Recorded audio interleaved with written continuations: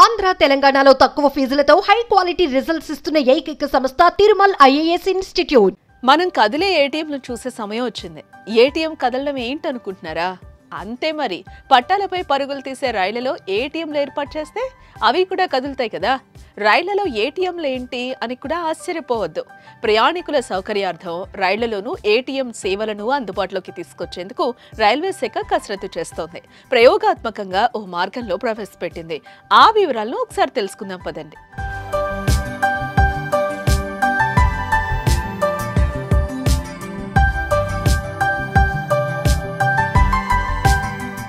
దేశంలో డిజిటల్ చెల్లింపులు వేగంగా పెరిగినా అవసరానికి చేతిలో డబ్బులుండాలి.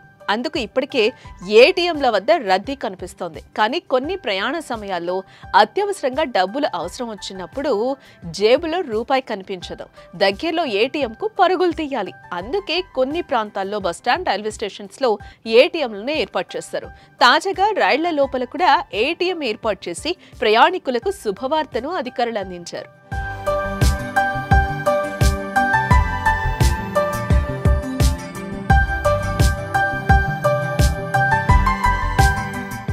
సెంట్రల్ రైల్వే తొలిసారిగా ముంబై మన్మాడ్ పంచవటి ఎక్స్ప్రెస్ లో ఏటీఎం ను రైల్వే అధికారులు ఏర్పాటు చేశారు.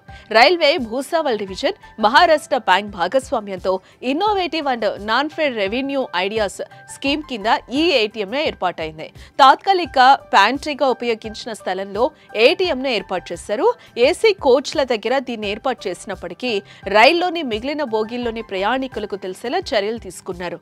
రైలు కదులుతున్నప్పుడు భద్రత పరంగా ఎలాంటి ఇబ్బందులు లేకుండా ఉండడానికి దీనికి షట్టర్ డోర్ ను కూడా అమర్చారు.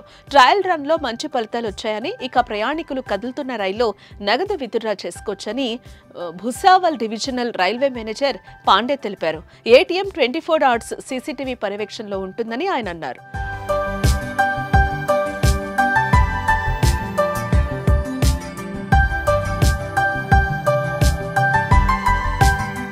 పంచవటి ఎక్స్ప్రెస్ లో ఏటీఎం అందుబాటులోకి తీసుకురావడంపై సంతోషం వ్యక్తం చేస్తున్నారు. ఈ రైలు ప్రతిరోజు ముంబైలోని ఛత్రపతి మహారాజ్ టెర్మినల్ నుంచి మన్మాడ్ జంక్షన్ వరకు వెళ్తుంది. ఈ రైల్లో ప్రయోగాత్మకంగా ఏర్పాటు చేసిన ఏటీఎం సేవలకు వచ్చే స్పందనను చూసి త్వరలోనే మిగతా మార్గాల్లోని రైళ్లలోనూ ఏటీఎంలను ఏర్పాటు చేసే అవకాశాలు కనిపిస్తున్నాయి. రైల్లో ఏటీఎంపై మీ అభిప్రాయాన్ని కామెంట్ చేయండి. ఇది ప్రయాణికులకు ఉపయోగకరమో కాదో చెప్పండి.